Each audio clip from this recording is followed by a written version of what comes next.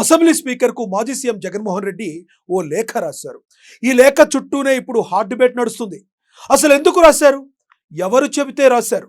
అందులో ఉన్న ఇన్ఫర్మేషన్ సరైందా అని చూసుకోలేదా? ఇలాంటి ప్రశ్నలన్నీ తెరపైకి వస్తున్నాయి. ఒక వేలు చూపితే 10 వేలు అటువైపే చూపుతాయని ఆలోచించుకోలేదా అన్న డౌట్లు పెరుగుతున్నాయి. ఎందుకంటే మాజీ సీఎం జగన్ స్పీకర్కు రాసిన లేఖలో అలాంటి పెద్ద పెద్ద పదాలు, ప్రతిపక్ష నేతలకు దక్కాల్సిన గౌరవాలు, చరిత్రలో ఏం జరిగిందన్న విషయాలను ప్రస్తావించారు. కానీ లెక్కలు చూస్తే మాత్రం సీన్ రివర్స్ అవుతున్నట్లే కనిపిస్తుంది.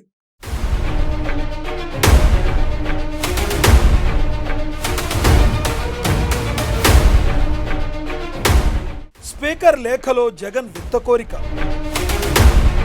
వైసీపీని ప్రధాన ప్రతిపక్షంగా గుర్తించాలని రిక్వెస్ట్, 10% సీట్లు ఉండాలని చట్టంలో లేదు, అసెంబ్లీలో గొంతు విప్పే పరిస్థితులు కనిపించడం లేదు, ప్రజల తరపున ప్రాతినిధ్యం వహించాలన్న జగన్,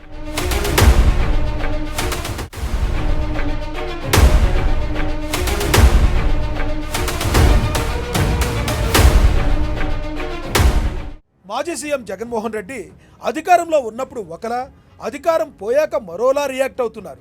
తాజాగా ఏపీ స్పీకర్కు రాసిన లేఖ చూస్తే అందులోని పాయింట్స్ చాలా విచిత్రంగా ఉన్నాయంటున్నారు. ఏపీ అసెంబ్లీలో వైసీపీని ప్రధాన ప్రతిపక్షంగా గుర్తించాలన్నారు. మంత్రుల తర్వాత తనతో ప్రమాణం చేయించడం సంప్రదాయాలకు విరుద్ధమని, ప్రధాన ప్రతిపక్ష నాయకుడి గుర్తింపు ఇవ్వకూడదని ముందుగానే నిర్ణయించుకుంటున్నారని లేఖలో రాసుకొచ్చారు జగన్. విపక్షంలో ఎవరికి ఎక్కువ సీట్లు ఉంటే వారికే ప్రాధాన్యత, ప్రతిపక్ష హోదా ఇవ్వాలని చట్టంలో నిర్వచించారని, ప్రధాన ప్రతిపక్ష హోదా ఇవ్వాలంటే 10% సీట్లు ఉండాలని చట్టంలో ఎక్కడా లేదని తెలిపారు. పార్లమెంట్లో కానీ, ఉమ్మడి ఆంధ్రప్రదేశ్లో కానీ ఈ రూల్ పాటించలేదన్నారు.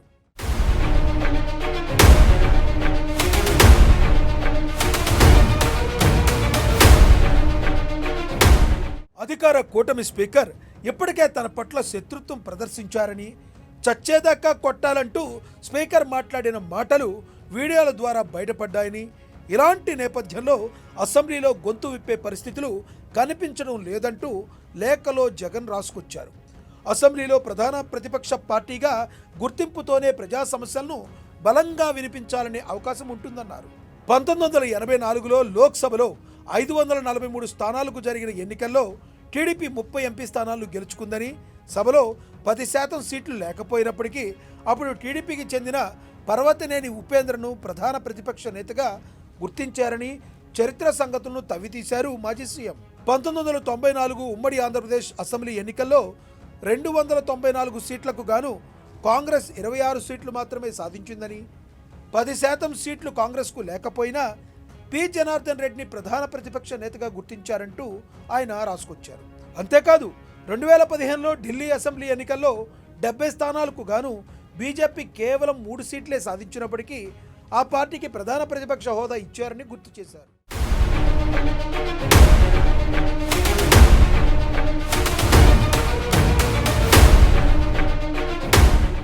ఇటీవల జరిగిన ఎన్నికల్లో వైసీపీ 40% ఓట్లను సాధించిందని, ప్రజా సంబంధిత అంశాలపై అసెంబ్లీలో ప్రజల తరపున ప్రాతినిధ్యం వహించాల్సిన బాధ్యత తమపై ఉంటుందన్నారు జగన్. వైసీపీకి ప్రధాన ప్రతిపక్ష హోదా ఇవ్వడం వల్ల అసెంబ్లీలో ప్రతిపక్ష నాయకుడికి తగిన సమయం లభిస్తుందని, దీనివల్ల ప్రజా సంబంధ అంశాలను సభ దృష్టికి బలంగా తీసుకురాగలుగుతామన్నారు. ప్రజల తరపున అసెంబ్లీలో గొంతు విప్పడానికి తగిన సమయం లభించాలన్న ఉద్దేశంతో లేఖ రాస్తున్నట్లు వెల్లడించారు.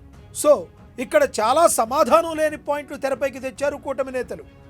లేఖ ద్వారా బయటపెట్టిన అంశాల్లో చాలా వరకు అవతలి పక్షాన్ని టార్గెట్ చేయడమే లక్ష్యంగా కనిపించిందన్న విషయాన్ని ప్రస్తావించారు. జగన్ స్పీకర్కు రాసిన లేఖలో ఒక్కో అంశంపై రివర్స్ కౌంటర్ ఇస్తున్నారు.